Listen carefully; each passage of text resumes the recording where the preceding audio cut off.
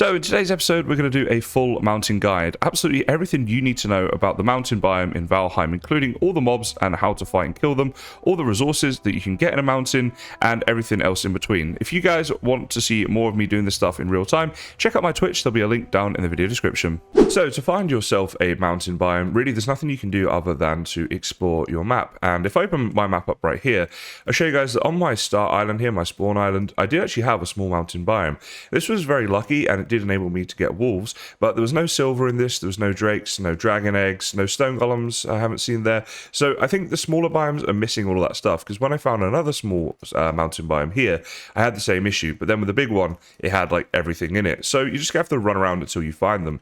One thing you can do though, is when you're exploring, if you find an area like this, like here, we're actually able to run up and actually start exploring the mountain, right? So this is kind of a good location. So we might want to mark on the map like that here is a good place to come in, because like over here, these sheer cliffs are difficult to get up. However, they're not impossible to get up, and I'm going to show you that later on in the video when we talk more in detail about how you can explore these biomes, because this right here, right now, it looks like you cannot sprint the whole way up. There is actually a way to do it, which I will show you. So that's in terms of like how we're actually going to find them. But of course, like when you first find them, you won't have, for example, your wolf cape, right? So the thing that you don't want to do is what I'm doing right now, which is to be in the biome without a wolf cape and without any sort of frost resistance. The reason being, you can see there I'm taking freezing damage, and that will eventually kill us. So yeah, not so good. So we're going to start off by talking about freezing, how you can avoid it. It's actually reasonably easy to avoid, and you can set up a permanent solution by getting yourself the wolf cape. So I have done a full video on my channel about how to stop yourself freezing, and I'll chuck it in the pinned comments. But very quickly, the ultimate goal is to get yourself either a wolf or a lox cape, because you can wear that and it will prevent you from freezing at all times, so long as you don't enter the mountain biome when you are wet. That's very important. If you're wet, it doesn't work. But before you get to this stage, you need to actually be able to explore the mountain biome to kill the wolves. And so one of the earliest ways that you're going to do this is by using frost resistance mead. So the frost resistance mead right here, you can see it requires some thistles, honey, blood bags, which you get from the swamp by killing leeches, and grey dwarf eyes. Once you've made it, you want to go ahead and chuck it in a fermenter, wait a couple of in-game days, and then you'll get yourself some frost resistance mead. Now when you have this mead, if you drink it before you go in, it'll give you 10 minutes of frost resistance. Like it's like one of these potions, like a poison resistance, but it's a frost resistance basically. So you can drink that, go into the mountain biome that way, and you'll be good. The other thing you can do on the fly, if you're running around the mountain biome, you get yourself into trouble because you run out of mead or something like that, you can place a campfire on the floor, and being stood near a campfire will prevent you from freezing. But this will go out if it snows heavily, and also obviously it goes out on its own after a period of time. Plus it only works when you're pretty close to it. So worth mentioning potentially in case you get into a lot of trouble, but really not the way to go. So ultimately you want the wolf cape. Now again, I do also have a video on my channel, which I'll link in the pinned comment, which is how to breed wolves in this game, which is actually very simple. It's not as difficult as you might think, and once you've done that, to get yourself the wolf cape is not going to be too difficult at that point. Now of course the other thing you need for the wolf cape is silver, and to get silver, again, I do cover this in the stop yourself freezing episode, but you basically are going to need the wishbone you get from bone mass, and when that pings, you're going to need to dig down. We're going to talk about that later on in this episode, but you will need 4 silver as well to get the wolf fur cape. Again, full videos on that on my channel if you guys want to see the whole thing. Hey guys, Kysen here. I hope you're enjoying today's episode. I just want to quickly say, come and hang out on Twitch. My link will be down in the video description. Tons of stuff going on there, including some upcoming giveaways and the start of Ravenheim. You might be wondering what Ravenheim is. I think you guys are going to like it. Come check us out. Link in the description. I'll see you there. So before you go off to your mountain biome, once you've got it all located and marked out and all that sort of stuff, there are some things that, of course, you're going to need to take. We touched already on frost resistance, so take your frost resistance mead or your cape, whatever you've got. The other thing as well is do take the best food you have. You're going to want a lot of stamina and a lot of health, because some of the mobs, as we're going to see later in this video, they hit pretty hard. Now I'm going to show you ways that you can fight against these mobs, but it's definitely good to have that as like a bit of a backup plan. The other thing to mention on that is to have your boss abilities ready to be activated. So Eikther can be good because obviously you drain a lot of stamina running around these biomes. If you've defeated bone mass, that could also be useful to help yourself just take a little bit less damage. So you might want to think about having one of those ready to go as well. The other thing you can make up, of course, is some meads. You could make up health meads and stamina meads and that sort of thing, to give yourself that healing or that stamina when you might need it. Now, this is actually a pretty good thing to do, particularly if you're not used to the mountain biome. Some of the mobs here are very tricky, and these meads are going to really help you out. So I highly recommend you consider that, particularly if you're new to the area. Now, one thing is very important is to take the best bow with you that you possibly can. and also take a lot of fire arrows. So before we set off, I'm going to make some more fire arrows. At this stage of the game, you shouldn't have any difficulty getting a ton of these things, so definitely gear up on these. A lot of the mobs in the mountain biome are weak to fire, and so fire arrows are definitely the way we're going to want to go, and we want to make sure we take a lot of those with us. The other thing to mention is shields. Now, the Serpent Shield is pretty good. You can see there my block power of 90 giving me a total of 94, so we're going to take barely any damage when we have that. Now, it might be worth taking that just for that sort of thing, particularly when you're up close fighting the stone golems, and we'll show you that later. But I also recommend you take a shield with you that you can parry with.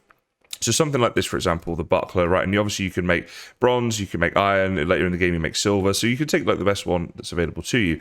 But parrying is going to be very useful against certain mobs. In particular, it can be quite useful against wolves. And again, you're going to see all this later on, but this is definitely something to consider taking with you. So there's no harm in taking those two shields. In terms of armor, I personally like the troll armor. I'm also a big fan of the Christmas hat, but I recommend you go with a better hat than this if you're new to the area. But yeah, troll armor is good because it is protective, and it also allows you to maneuver quickly. And again, that is going to be very useful when in the mountain biome. Now, you're also going to want to take with you a pickaxe. Now, an iron pickaxe will be required if you're looking to get silver. However, you need a pickaxe regardless, even if you don't have iron yet, whatever. Take whatever pickaxe you can, because that is the weakness of the stone golems, which are really tough to fight, actually. So definitely you need a pickaxe to make sure you're able to take them on. The other thing to mention is to take stuff like a portal and some materials where you can set up a base, because obviously it's going to be a good idea to make a base nearby so you can go to and from the mountain whenever you want, and if you die, you can get back quickly. And whilst we're on the topic of dying, it's never a bad idea to have a chest or something with a load of backup gear, so if you die, you can get back to the mountain biome, and leave at least one of your frost resistance meads in there. I've done this before where I took all my meads, I died, and then I was like, oh, well now I can't get back to it. So have like a backup plan for the frost resistance as well. Now, in terms of like ways to help to stop yourself dying, a big one is to sleep just before you go, because nighttime you get way more difficult mobs like the Ferlings in the mountain biome, and they're just a bit more treacherous in general. So we're going to talk about that and how you can avoid those and fight those. But sleeping before you go gives you the best chance. Plus, it gives you a better rested buff. Now, I do have a video, again, I'll chuck this in the pinned comments, how to maximize your rested buff, but it increases your stamina and health regen, so it is definitely something you want to prioritize and make sure you do before you go. Other than that, you also want to take a wishbone if you're looking for silver. Again, there is a video pinned comments that show you this full thing, but most you'll know how to activate that, but yeah, so you can take that with you. And the only other thing to say, guys, is if you are using the wolf cape, again, don't be wet when you enter the mountain biome, because you will still freeze. So when it comes to actually going through and exploring these mountain biomes, my first thing to say is explore with caution, guys. Just get to some high ground like you see here before you progress on, and have a little look around, because one of the things you're going to do is range some of the mobs that you might see in here. In particular, we're going to do that with wolves, because they're going to be one of the more common things you're going to see here, and wolves do hit pretty hard. Now you see I've got my shield ready to parry and also my mace here, and all I have to do is press R and we're equipped and ready to go. But for ease of like walking around a bit faster and stuff, we have them hidden. Now the other thing that I recommend is, you see here, I'm not sprinting through this biome, I'm just sort of jogging. The reason being is wolves are incredibly fast, so if a wolf comes at us and we do want to run away, if that's going to be our plan like initially, because for example like, around here we're like on a hill right now and it's not so easy, so I might just want to run to some flatter ground to fight it, for example. So I want to save my sprint for that. The other thing you're going to need to save your sprint for is like when you're just trying to get up and down these mountainous areas, and I'm going to come on to explore it in a bit more detail, but I just wanted to say this is the first thing. So before you go in, be really careful, have a good look around, and try to see things well in advance. Okay, so I want to show you a pretty neat trick right now for when you're in the mountain biome, how you can preserve stamina and also climb really tall, steep hills like this. So you need your pickaxe at the ready, and then you need to just sprint and get to a point where you're not like completely out of stamina, but you can be like reasonably out of stamina, and then just go and give it a bit of a whack like that, and you're there. You just stop. And so right now we can rest here, we can gain some more stamina, and what's more, next time we do this trip, of course, we have this already in place. So then right now we'll just wait for a little bit like we are right here. Actually, we're going to come to a ledge right now, but let's just pretend that this was still a big steep thing that we couldn't climb up, like because there's like a resting point there. So we can come up like this, and then when we get stuck again, we simply do the same thing. And you see, I was on pretty low stamina there when I started that. So you can let it drain like quite a lot before you do this. But this is something I found incredibly helpful when exploring mountain biomes. biome, so I just wanted to share that with you today. Now, also when exploring, you will find these things, the dragon eggs. Now, these are very heavy. They weigh 200 units each, so you're not going to be able to carry too many of them, but you certainly want to mark their location on the map. Just, you know, with whatever you need to do, like dragon egg, there we go. The reason being is they will respawn after 480 minutes, and you need them in order to spawn in Moda. So definitely something that's worth doing, just so you know where they are for future reference, and you can come back and get them when you need them. Now, these structures right here are some interesting ones, because inside you'll find these red tablets sometimes, which will give you Moda's location. So you definitely want to come to all of these when you see them, and eventually you'll find one that has that little tablet there to give you Moda's location, which is obviously useful for when you're coming to fight that boss. You'll also find some abandoned structures, like houses like this, as you would see just, you know, when you're going around the meadows and stuff. Again, these do have chests in them. I have already explored this one. But yeah, so you could go and get some loot from those. Again, potential there to convert it to a bit of a house if you wanted, like a house in the mountains. But yeah, just another structure you'll find along the way. So this is another one of the structures that you'll find here, one of these sort of spiral, stony sort of buildings. Down the bottom here, you see you've got a chest. I've already explored this one, so that's done. But that's pretty much all you're going to get in here. But you know, this is does lead to some potential to convert into a bit of a building if you wanted to do. You've already got a nice stone base there, foundation, which you could build on top of. So yeah, I mean, and you'll get some loot from it, so kind of cool. But that's what that is if you see that. Now you'll also see these fort-like structures here, and these are worth exploring because they have loot in them, but they'll also have mobs in them. I've seen skeletons in these things before, for example. So let's go upstairs here. Let's see. Oh, okay, there we go. Speak of the devil. So here's a skeleton. You guys will know by now how to fight skeletons. They're reasonably easy to deal with, but just something that's worth mentioning. So yeah, if we go upstairs here, I believe there are chests in these things. In previous ones I found, I did find chests, I think in the center bit right here. I don't know if they're always in there or not, but it looks like there could be some in there, so let's see if we can get around to there. Okay, looks like we're gonna have to parkour over from here, kill this dude, and oh, okay, there was actually a way up from the bottom by the looks of things. So we kill him, and this one is one I haven't explored, so there we go. We've got some cool stuff out of this, including 7 obsidian, which is not bad at all. Actually, I'll activate my weight belt, which is another good thing to bring if you are looking to get a lot of silver, of course, depending on if you have that in the game. And here we go, this was the way in here. So yeah, another little structure you'll find, guys, these little forts again. You get loot from them, and another potential thing to convert if you wish. Okay, so next up we're going to talk about wolves, and this is why what I was saying before about just watching where you're going early on and planning ahead, because you see there I one-shot this wolf, right? It's not too difficult. We can one-shot this dude as well. I'm not going to do that because I want to show you what happens when you fight them close up, but shooting them ahead is definitely an option. But sometimes you have to fight wolves like close up like this, and they can definitely do a bit of damage to you if you're not careful. So the best thing to do is try and parry them like that, and then you can get a couple hits on them. So parrying is very important, which is why I said do make sure you have a shield with you that can parry, because like the serpent shield, yeah, it will protect you very well, but you're not able to parry with it, and that is a bit of an issue. So that's the best way to fight wolves, is to range them, but if you have to fight them close up, then you definitely want to look to parry them. Now in terms of outrunning them, I will say that is going to be difficult. When you're sprinting at full speed like I am right now, you can outrun them just about, but they're going to be right there behind you when you get there, so you can only outrun them so far before you will eventually have to fight them, and that's when it's just going to be a case of trying to parry. But as I say, you will probably die a lot when you're fighting in the mountain biome just in general, so do make sure you have a base nearby and a portal and that type of thing so you can easily get back. Okay guys, stone golems, here we go. These things hit super hard, but as you can see they are quite slow, so you should be able to run away from their attacks. They do like a one-handed attack and also this double-handed attack. The double-handed attack is slower but does more damage. So how are we going to fight them? Well, they're not super easy to fight. What you want to do is let it like do a hit, and then you want to get out the way. All right, so you let it do a hit, you go and get your own hit, and then you get out the way. Now you can see here, you don't do tons of damage to them. That's the other thing. So they are kind of difficult to fight, that's for sure. And you got to be kind of quick, because as soon as they attack, you need to be in, and then you need to be getting out the way again very quickly afterwards. So we're going to rinse and repeat this process until this golem is dead, but hopefully you guys get like what we're doing here. That is how we are going to fight it. Now the other thing to do here is when it does its one-handed attack, if we let it do that, is to come in on the opposite side. So there it did it with its left hand, we then came in and attacked on its right hand. So you can get into it then while it's still kind of swinging. So I'll try and show that again in a second. It's going to do a double-handed now. There we go. So it's slow, the double-handed, but here's the one-handed now, right? So as it comes in there, we can come around here, give it a whack, and then get out the way.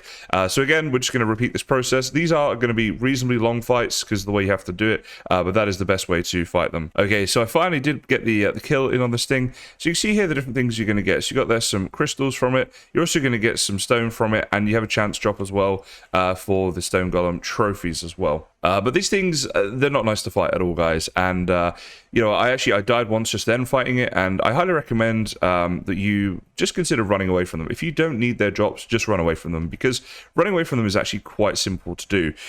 So that's probably a preferable option, but obviously we're just showing for this video how you can fight them if you want to. Okay, over here we have ourselves a Drake. Now, as I said, the way to fight the Drake is going to be using the best bow that you have and some fire arrows.